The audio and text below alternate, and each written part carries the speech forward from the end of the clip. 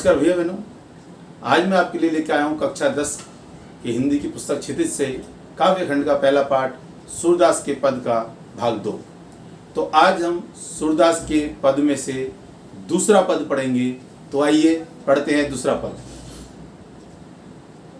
इस पद में गोपियाँ उद्धव को कहती हैं कि उद्धव, श्री कृष्ण से हमें बहुत बातें करनी थी किंतु वो नहीं आए और उनकी जगह आप आ गए हो, तो हमारे मन में जो बातें उनसे करने के लिए थी वो बातें हमारे मन में रह गई। तो आइए देखते हैं किस प्रकार गोपियाँ कहती हैं। तो गोपियाँ कहती हैं, मन की मन ही मांझ रही, अर्थात मन की मन में ही रह गई। हे उद्धव, हमारे जो मन में बातें थी जो हम कृष्ण से करना चाहते थे वो हमारे मन में ही रह गई।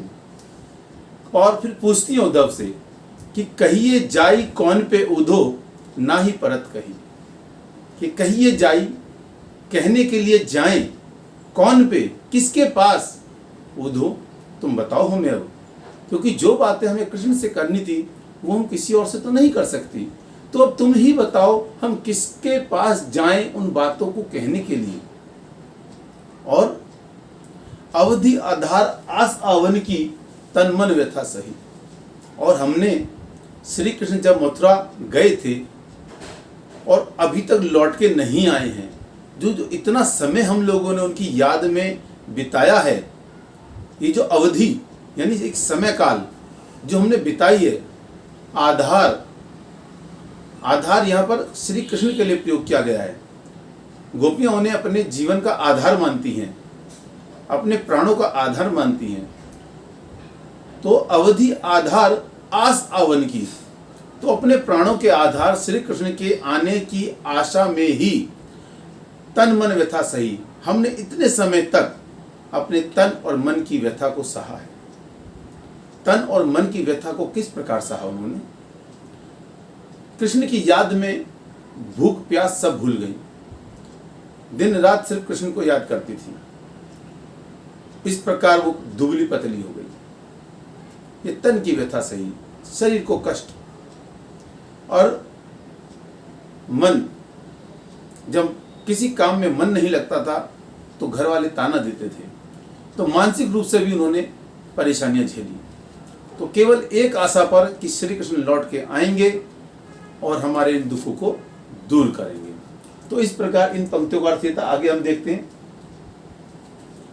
और उद्धव से वो कहती हैं आगे कि उद्धव, हम इतना दुख इसीलिए सह रहे थे कि एक दिन कृष्ण आएंगे और हमारा दुख दूर करेंगे, किंतु वो नहीं आए और आप आए। और आप आए भी तो क्या लेकर?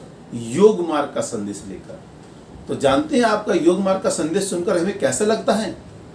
अब इन योग संदेश सुनी सुनी विरहिन विरह दही, मतलब कि आपके द्वारा इस विरह जो योग का संदेश हमारे लिए लाए हो आप, कि ये कृष्ण ने भेजा है ये संदेश आपके लिए, तो इन योग के संदेश को सुन सुनकर हमारे तन और मन में जो व्यथा है उससे हम विरहनी, जो कृष्ण के प्रेम में विरह में जी रही हैं, विरह दही, अर्थात हमारा विरह और भी बढ़ गया, अर्थात हमारा कष्ट और भी बढ़ गया। क्योंकि अब अगर हम योग मार्ग अपनाती हैं तो फिर हम कृष्ण से कभी नहीं मिल पाएंगे, क्योंकि उस वक्त कृष्ण हमारे लिए एक ईश्वर हो जाएंगे, हमारे यहाँ नंद बाबा के बेटे नहीं रहेंगे जिनके साथ हम विभिन्न लीलाएं किया करती थी। तो इसलिए हमारा कष्ट और भी बढ़ गया इस योग मार्ग के संदेश को सुनकर। और उद्धव, चाहती होती गुहार जितही ते उतते धार भई। हम चाहती होती गुहार जितही थे, इसका मतलब है गुहार करना, पुकारना। और हम चाहती थी पुकार करके कि मथुरा से हमारे कष्टों को दूर करने का आदेश आए कोई। जितही थे मतलब यहाँ जितही का अर्थ होता है जिधर से, और यहाँ जिधर इंडिकेट किया गया है मथुरा के लिए, क्योंकि श्री कृष्ण मथुरा में। तो हम पुकारती थी कि मथुरा से श्री कृष्ण हमारे इस दुख को दूर करने के लिए कुछ करो। तो जिससे हमें आशा थी लेकिन क्या हुआ, उतते धार बही, और उधर से ही हमारे कष्टों को दूर करने का तो कोई उपाय नहीं हुआ, बल्कि हमारे दुख को बढ़ाने वाला एक संदेश वहां से आ जाता है। उतते धार बही, उधर से ही हमारे विरह को बढ़ाने वाली धारा बह निकली। तो अब हम और भी तड़प रही हैं कृष्ण के प्रेम में। और अंतिम पंक्ति में क्या कहते हैं कि सूरदास कहते हैं कि गोपियों ने कहा, उद्धव सूरदास अब धीर धरहि क्यों, मर्यादा न लही। तो जहाँ पर प्रसंग कुछ ऐसा होता है कि जब गोपियाँ कहती हैं उद्धव से कि कृष्ण आया नहीं और हमने इतना कष्ट सहा, उसके इंतजार में तन मन का दुख सहा हमने, और ये योग मार्ग का संदेश जो है इसने हमारे विरह को और बढ़ा दिया है, तो श्री कृष्ण तो झूठा निकला, उसने हमें धोखा दिया। तो जब वो इस तरह के शब्दों का इस्तेमाल करती हैं तो उद्धव उनसे कहते हैं कि गोपियों, तुम्हें समझ नहीं आ रहा कि तुम क्या कह रही हो, तुम कृष्ण को धोखेबाज कह रही हो, हैं, तो तुम अपनी मर्यादा में रह करके बात करो। तो गोपियाँ चूँकि कृष्ण से प्रेम करती हैं और प्रेमी पात्र एक दूसरे को इस तरह के शब्दों से कह सकते हैं, तो वो कहती है कि उद्धव तुम हमसे मर्यादा में रहने की बात कर रहे हो, तो हम नहीं रह सकती। क्यों? सूरदास अब धीर धरे क्यों, हम धैर्य धारण कैसे करें, हम अधीर हो चुकी हैं। जब कृष्ण ने अपनी मर्यादा तोड़ दी, तो कृष्ण ने कौन सी मर्यादा तोड़ी थी?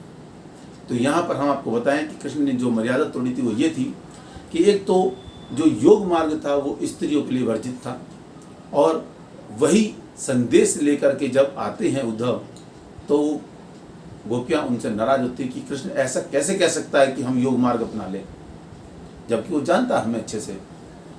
दूसरी बात, जो मर्यादा तोड़ी थी प्रेम की मर्यादा थी, कि क्यों जाते समय वादा करके गए थे उनसे कि मैं लौट कर आऊँगा, तो प्रेम में किया गया वादा उन्होंने नहीं निभाया। इसलिए वो कहती हैं कि अब हम धैर्य धारण नहीं कर सकती, क्योंकि श्री कृष्ण ने अपनी मर्यादा नहीं रखी। तो भैया बहनों, आशा करता हूँ आपको इस पद का भी अर्थ समझ में आया होगा। और इसके बाद हम चलते हैं अपने अगले पद की तरफ। ये इसका व्याख्या भाग है, जिसकी सहायता से आप अपनी उत्तर पुस्तिका में इसकी व्याख्या कर सकते हैं। और इसके बाद आप सबसे विदा लेना चाहूँगा और फिर मिलूँगा आपसे इसके तीसरे भाग में, जिसमें हम सूरदास जी के पद का तीसरा पद आपके साथ शेयर करेंगे। तो आपको मेरी वीडियो कैसी लगी, इसके बारे में लाइक का बटन दबाएं पसंद आए तो, और अगर आपको कोई कमी नज़र आती है तो कमेंट बॉक्स में ज़रूर लिखें मुझे, और इस चैनल को ज़्यादा से ज़्यादा अपने मित्रों तक फैलाएं ताकि वो भी इसका लाभ उठा सकें। नमस्कार। तो मिलते हैं आपसे फिर अगली वीडियो में सूरदास के पद भाग 3 में। तब तक के लिए नमस्कार।